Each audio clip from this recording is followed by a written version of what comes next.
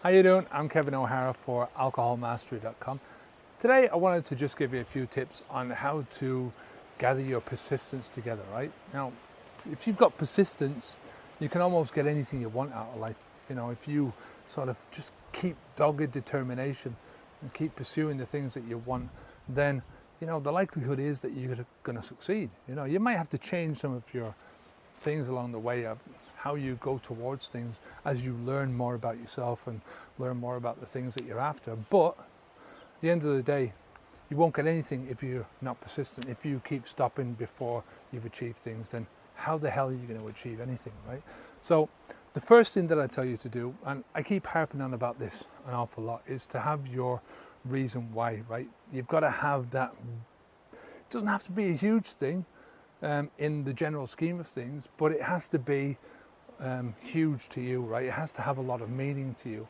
It has to have enough meaning that it's going to get you up in the morning out of bed to do something, or it's going to make sure that you don't lift up that glass of whiskey or the glass of wine or whatever it is that you're drinking and knock that back and put that into your body, right? You know, it has to be a reason for that. So it could be anything, right? It could be a person in your life. It could be a feeling that you want to achieve in your life, maybe self-respect, or you want to get more self-confidence. It could be a health issue that you've got in your life that you're feeling shit. You want to improve your health, and this is one of the ways that you're going to do that. It could be a long-term goal. You could be, you know, wanting to change careers or just make a huge change in your life. But it has to be something that is meaningful to you, and it has to be very specific. You know, for me, it was my son, right? I wanted to be a good parent to my son, right? And I knew what that meant to me, right? Individually, it meant that I no longer could turn around and sort of tell my son one thing and then do another thing myself. You know, I had to lead by example, and one of those things was to change my life in this way, the alcohol, not to be drinking alcohol anymore, and other things, you know, like my nutrition, you know, to stop sort of shoveling shit into my body all the time, right? Number two is to minimize your stress, maximize your nutritional input and your exercise input. So, you know, these are two balancing things in your life. You can do an awful lot to minimize your stress, right, by eating a good diet and getting good exercise, right? I get good exercise in the morning, go out walking every morning, sets me up for the day, reduces my levels of stress every time I do that. If I don't go out, I notice my stress levels can get a bit higher, you know. Not a lot higher, it doesn't work like that, you know. You don't go out one morning, the next, you know, for the rest of the day you're stressed out of my eyeballs. It doesn't work like that. If I don't go out for a week, you know, that's going to higher my stress levels up a bit more. If I eat shit food, my stress levels go up, you know. So it's a balancing act, right? What you put into your body is what you are. What you put into your body is what you're going to get out of your body, right? So you've got to sort of balance those two things, get good nutrition, get good exercise, and, you know, if you can help it at all, try not to associate food with entertainment, right? You know, you can associate exercise with entertainment as much as you can, so long as the two are sort of coexist with each other, that you're actually exercising, you know. Number three is to focus on the future, right? Have a goal that you want to achieve, right? To break those goals down into very manageable chunks, and then break those goals further down into further manageable chunks, and just take things step by step. But the most important part of this is to do it, right? To do it in the moment, to do these things. You cannot have persistence if you don't do the things, right? You have to do it. And if you put too much of an obstacle in your way, like you've got a huge goal and you don't know how you're going to get to it, then your persistence is not going to last very long, right? Whereas if you can break these things down into smaller and smaller chunks, the smaller the chunk, the better, you know? I mean, you know how small you can break it down, right? You know, so if you wanted to do a marathon, say for instance, then, you know, you can't get up the first day and go out and hope to run 26 miles, right? You've got to break it down so that the first day you might only be running around the block. You know, the next day you might run twice around the block, right? At the end of the first week, your goal could be to run a mile or 2 miles, right? The goal at the end of the first month could be that you want to run 5 miles or 3 miles, whatever it is. You break them down into manageable chunks, right? Be sensible with these things, right? And if you do that, then you'll be able to keep up the persistence. Don't push yourself too hard, but don't, you know, relax too much that you're not challenging yourself at the same time. Number 4 ties into this one, and it's to be realistic. It's like I say, if you want to run that marathon, you've got to be realistic about how long it's going to take you to get there. How much effort you've got to put in to be able to get to that level, right? I'm not sure now. I haven't been out for more than a 10-kilometer walk for quite a long while, so I don't know if I could walk. I could walk 40 kilometers, but it would hurt badly, right? So if I wanted to walk a marathon, that's 40 kilometers, then I think it would take me a couple of months just to get used to it again. I'd have to go out on at least 3 or 4 20-kilometer walks, maybe 130, a couple of 30-kilometer walks, and just work up to it that way. If you might have a long-term goal, which is to become a doctor or a surgeon. I don't know what your long-term goals are.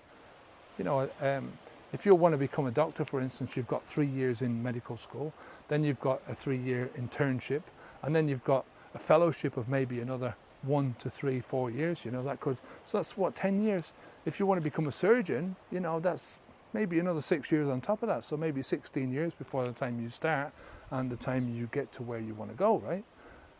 Same with so many different things in life. Now, depending on what your goal is, you've got to be realistic about how you're going to get there. If you're not realistic, you're going to get to a certain place and you're going to hit a wall, right? And once you hit that wall, your persistence is going to disappear very quickly. So, have realistic goals, be realistic about the timeline, be realistic about your own qualifications to do it, be realistic about your own skills. Maybe you have to extend it a bit further because you need to learn an extra couple of skills in order to get you up over a hurdle. Don't be afraid to, once you get to a certain level in your life towards your goal, that you maybe say, well, yeah, this is not working out, and maybe you need to take a little detour here and learn something new, take a break, whatever, and then come back into it and fire on off when I've got another skill. There's always a possibility. Number 5 is to go public, is to tell people around you, tell the people that are closest to you, right? Tell your friends, right? Join Facebook groups, join online groups, all that kind of stuff, just involve other people in it. The more you can involve other people, the more sort of leverage you get, because other people know what you're doing. And we're social animals. We don't like to sort of let ourselves down in front of other people. So it can be a good way of keeping your persistence on. If you think about, well, if I tell my son I'm going to do something, then that gives me the biggest amount of persistence, because I don't want to let him down, right? Massive leverage, big leverage, and it just pushes me on and pushes me on and pushes me on and gives me that persistence that I need. It's just one other trick, right? It's just one other thing that you can do. Number 6 is to understand that if you're going after a long-term goal, there are going to be failures, right? You're going to be times when you're going to fail. Now, I'm not talking about just the alcohol that you might take a drink and whatever, right? I'm talking about when you're pursuing something that is going to fill the gaps. That's what this is all about. It's about trying to take a different route in your life, to pursue things that are beneficial to you as a person, right? That are going to enhance your life, right? Going to explode your version of reality. And sometimes along that road you're going to come across obstacles that you just cannot overcome, right? So you have to be able to figure out what's gone on and what you're going to do in those circumstances if you fail. Now, there's a whole load of different things that you can do. That's for another video. And finally, number 7, persistence comes when you give yourself a break sometime, right?